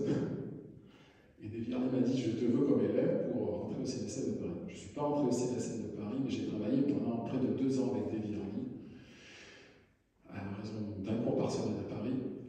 Et j'allais le voir dans le quartier de Celle-en-Babylone. C'était un Sanguin, un vrai Transylvain. Et il m'a préparé pour le concerto de Mendelssohn, le concerto de Saint-Saëns, le Rondo Capriccioso de Saint-Saëns également. Et je suivais ses stages à Annecy, avec 2 grandes dames du piano. C'était pas France Clida, mais c'était Lucette Descales. Et également à Guérande, en Bretagne, parce que c'était rendre hommage à son maître Jules Boucherie, je ne sais pas. On avait fait un beau concert. Lui avait joué Sonate et Partita de Jean-Sébastien Bach dans l'église Anne de Bretagne, où d'ailleurs Anne de Bretagne a été couronnée reine. Et moi, j'avais rejoué le Rondo Capriccioso de Saint-Saëns. Bon, après, j'ai choisi un autre chemin, celui de l'histoire, mais c'est avec beaucoup d'émotion que je me souviens de mes 2 maîtres du violon que furent Francine Nordland, jeune fille Sorbet, et des Vierlier, qui était un juif roumain, enfin de Transylvanie, donc la région d'Élie-Wiesel, qui n'était pas roumaine pendant la Seconde Guerre mondiale, qui était hongroise. Et c'était un grand monsieur du violon. Il a eu aussi une vie familiale difficile. Il a eu des problèmes personnels, mais il a enseigné de nombreuses années au CNSM, et il a en fin de carrière à l'École normale de musique de Paris, à Alfred Cortot. J'ai suivi ses cours, j'ai suivi les cours de l'École normale, mais pas dans la classe de Vierlier, mais dans celle de Michel Moulard. Voilà, alors avant de vous donner la parole et de faire passer justement le document de Serge Blanc, je vais vous lire le début. C'est Corinne Meloul du comité français de PLHM qui m'a envoyé hier. Je sous-signe: Serge Blanc certifie bien que dans les années 1941, 42, 43, 44, le maître Jules Boucherie, par son attitude et son action héroïque, motivée d'une conviction profonde et sincère, dans le nom humain, c'est, etc., etc. Je certifie pour toujours le juste parmi les justes, etc., etc. Je vais vous faire passer sa lettre manuscrite, par moments difficiles à lire. Et c'est un document qui a été certifié par Louis Grobard, qui était une figure de Yad Vashem à Paris, qui était délégué national de Yad Vashem. Je vais vous faire passer le document. Y a-t-il des questions pour Philippe Olivier? Monsieur Hamar. Oui, écoutez, si vous me permettez, je vous fais part de ma réflexion, de mon questionnement. On peut admettre que la musique a un caractère universel. Or, dans le contexte historique affreux que vous avez décrit, vous avez dit ce violoniste, ce professeur d'origine bretonne, catholique. Ensuite, vous avez cité tous ces élèves juifs venant de tel pays, d'autres juifs, etc. Moi-même, actuellement, et ça, je trouve ça malheureux, puisque le caractère universel, moi j'y tiens. Et il faut y tendre, je pense. Et moi-même, au niveau violoniste, je dis Isaac Stern, c'en est un. Menuhin, c'en est un. Perlman, c'en est un. Nathan Milstein, etc. Cette façon de voir les choses, ça a été une époque, il faut la comprendre, il faut s'en éloigner, tendre vers l'universel. Voilà, c'est tout ce que je voulais dire. Et je voulais poser une deuxième question. Est-ce qu'on peut savoir le violon sur lequel jouait ce professeur? Puis citer aussi David et Igor Oistra. Oui, je crois que j'en passe. Guidon Kremer. Oui, j'en passe. Bon, alors, sur le premier point, nous sommes bien d'accord que la musique est le langage universel par définition. En tout cas, quand on regarde une partition, quand on la joue. Et puis ensuite, il y a ce que les hommes en font. Et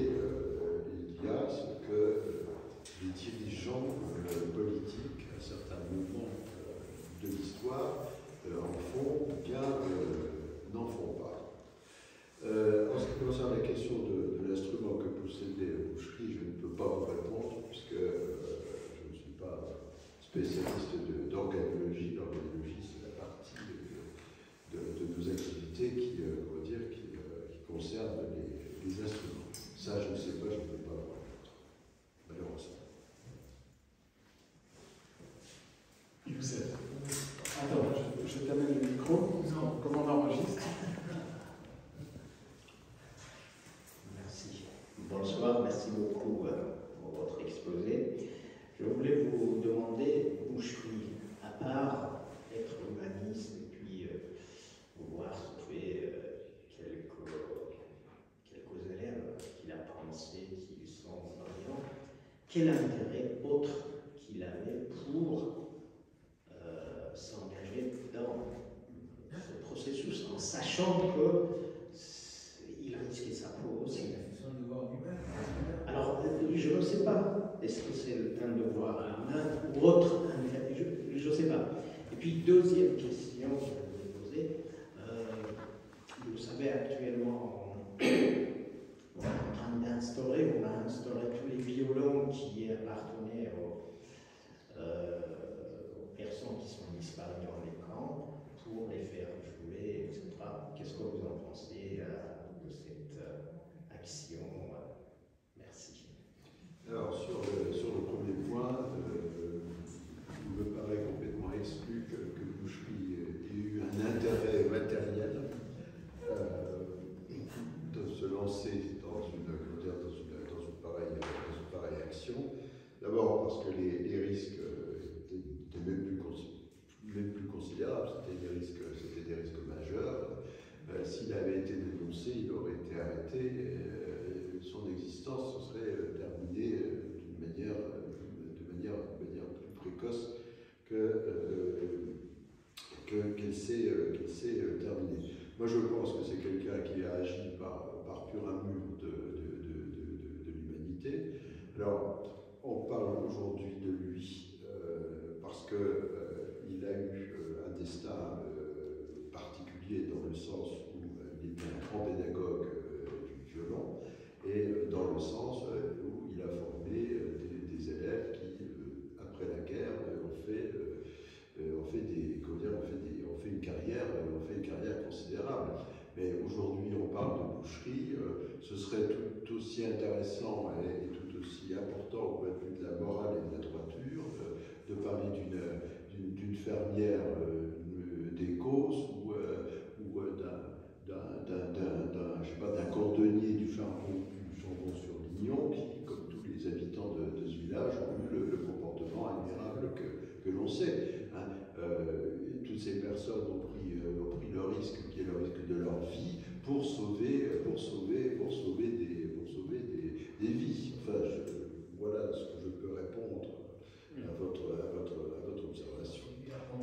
Certains l'ont fait par humanisme, par altruisme, par idéal politique. Des gens d'église aussi, malgré, effectivement, comme l'a rappelé très justement Philippe, le silence de Pie XII, l'attitude de l'Église catholique. Il y a eu des prélats qui ont, comme à Montpellier, le père Paul parlait de la paroisse Sainte-Bernadette, les sœurs Jeanne-Marie Agé, l'abbé Prévost. Jules Boucherie est l'un des derniers représentants de l'école française du violon. C'était un grand maître, un grand pédagogue. L'école française du violoncelle est toujours un haut niveau, l'école française du violon aussi, mais il fait partie de cette époque qui a formé des grands violonistes. Vous pensez aussi à Clérandot. Aujourd'hui, vous avez de grands professeurs, n'est-ce pas? Desverly, Michel Poulet, vous avez de grands interprètes, Pierre Avoyal. Mais il y a eu une école française du violon de très haut niveau. Et Jules Boucherie était l'un des représentants les plus éminents. Mais sur d'aborder maintenant la question des instruments, au sujet desquels vous intervenez, sur les motivations de ces justes, bon, il y a aussi l'application pure et simple des préceptes moraux. Bon, si on approche cette question sous un angle entre guillemets laïque, et puis l'application pour les chrétiens méritant une considération, je parle de cela, évidemment, l'application de ce qu'on appelle les préceptes évangéliques. J'ai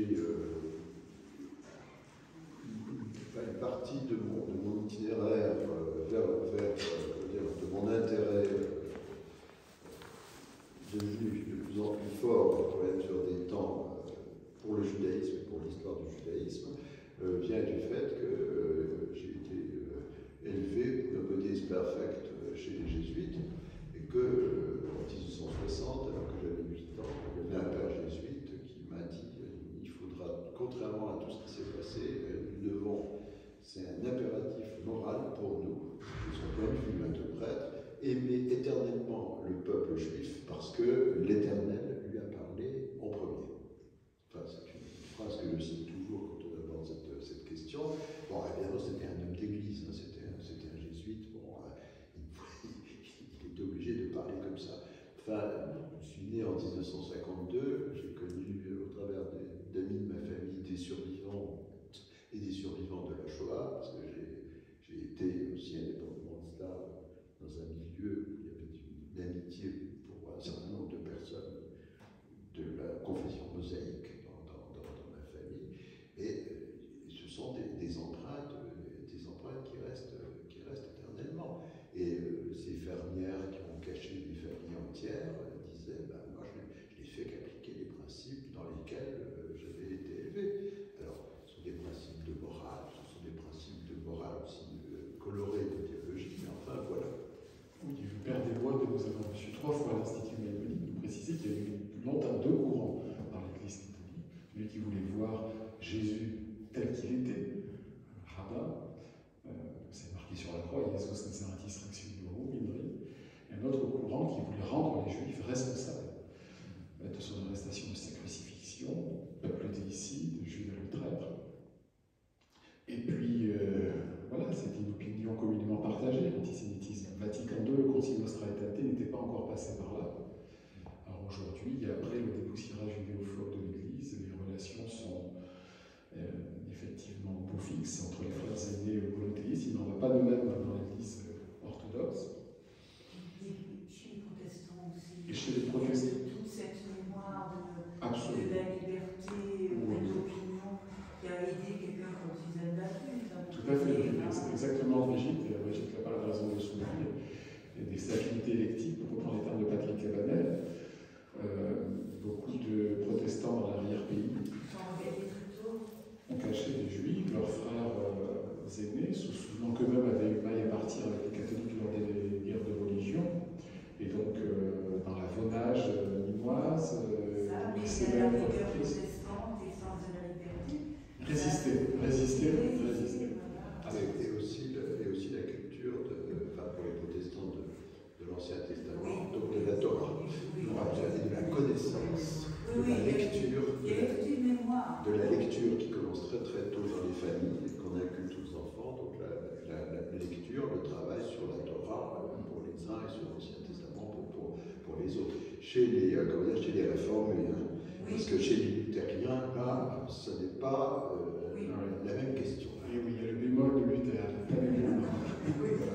Alors, les instruments, pour donner droit à la question de monsieur. Bon, alors la question des instruments, c'est une question extrêmement complexe, parce que le sujet, évidemment, est immense, puisque ces instruments, en tout cas, forcément d'abord, on peut chef les instruments à cordes, on peut faire un quatuor. Un quatuor, c'est le chef-d'œuvre d'un maître luthier à partir du moment où il a fait 2 violons, un alto et un violoncelle pour jouer justement la littérature pour quatuor à cordes. Alors aujourd'hui, il y a, avec le travail de ce luthier qui est installé en Israël et qui est maintenant bien médiatisé, il y a une activité qui attire l'attention du monde des curieux, non professionnels, sur le sort de ces instruments. Bon. Mais il y a des instruments qui ont disparu et qui ne réapparaîtront pas.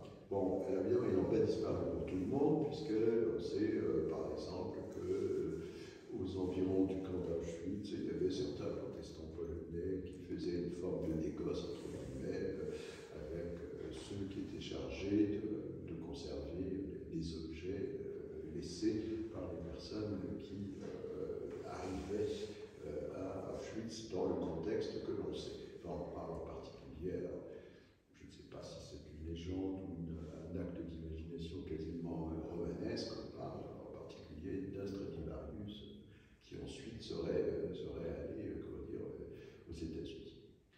Alors, sur le fond, maintenant, c'est fait pour vivre. Un instrument de musique, c'est fait pour être joué. Bon.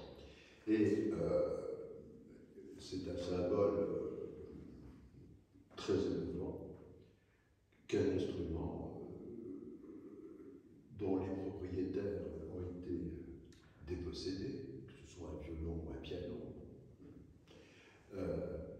soit à nouveau joué, puisque à partir du moment où cet instrument est à nouveau joué, il fait entendre ce qu'aurait pu faire celle ou celui qui le jouait, ou il fait entendre, mais là c'est de la poésie, mais c'est de la poésie très émouvante, il fait entendre la voix de celles et de ceux dont l'existence s'est terminée dans des circonstances telles qu'ils n'ont pas pu faire entendre leur voix plus longtemps.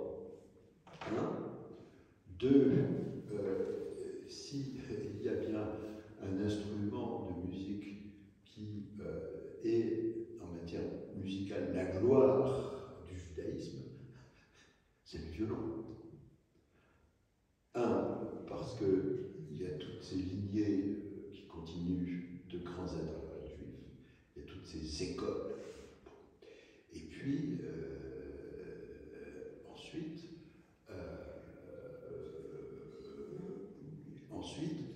parce que ces instruments-là, retentissants, montrent, par le fait de retentir et par le fait d'être joués, en vertu de leur histoire très singulière, indiquent une dimension qui est une dimension qui relève de l'espoir. Ça, voilà moi, comment je perçois, en employant quelques termes comme ça, rapides, mais il y a cette dimension qui est la dimension de l'espoir.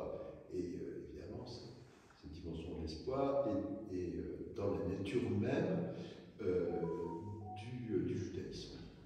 Que ce soit l'espoir à caractère religieux, celles et ceux qui pratiquent un judaïsme religieux, observant, ou l'espoir au point de vue des vertus de la morale pour celles et ceux qui vivent leur judaïsme d'une manière qui est celle du judaïsme libéral, proche du judaïsme libéral. Si la Hatikva est devenue l'hymne national de l'État hébreu, c'est précisément parce que l'espoir est au cœur de l'apport moral, philosophique et aussi théologique pour les croyants du judaïsme.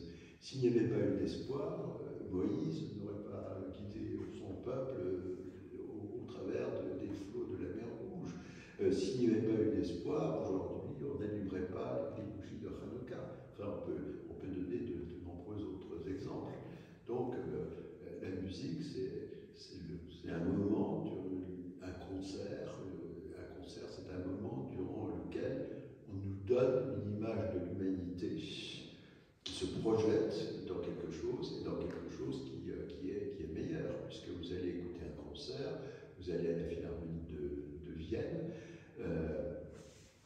c'est au milieu de 1500 personnes, et à ce moment-là, il n'y a plus de querelle. Enfin, l'espace d'une heure et demie, 2 heures, il n'y a plus de querelle. Mais quand on sort de là, évidemment, les querelles reprennent. Donc, la musique, elle a un magistère. Enfin, on peut employer le terme de magistère. Elle adoucit les mœurs. Warnerius, Stradivari. Elle a adouci les mœurs pendant les concerts. Avant et après, c'est une autre affaire. Et entre violonistes, il y a de la compétition.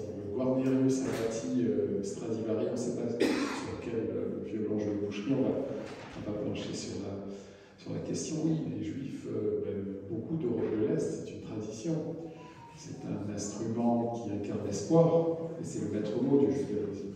C'est un instrument qui transpire la souffrance, le côté lacrymal du peuple juif diasporique. C'est un instrument facile à emporter dans des exodes et des expulsions. On va remercier chaleureusement Philippe Olivier pour cette belle communication sur Jules Boucherie, violoniste virtuose et juste parmi les nations. J'aimerais remercier les différents différentes personnes présentes, les présidents d'associations, les Youssef, Louise Adé, André Moutot, Brigitte Claparède, Roger Torgeman, pour ne citer que.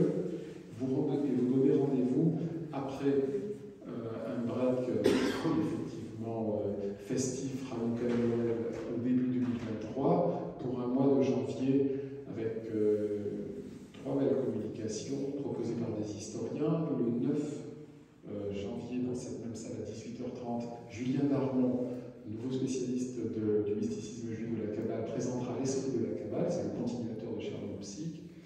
Puis une semaine plus tard, Georges Bensussan, historien de la Shoah, interviendra sur son dernier livre. Et enfin, le 23 janvier, Mireille Adassevet, professeur émérite à la Sorbonne, spécialiste de l'Israël antique, Masada, la langue hébraïque, Flavius Joseph, président de l'Institut Maïmonide, interviendra dans cette même salle pour présenter Flavius Joseph, mais également son ouvrage sur les pharisiens. Merci encore à Philippe Olivier, à vous de votre présence. Bonne semaine.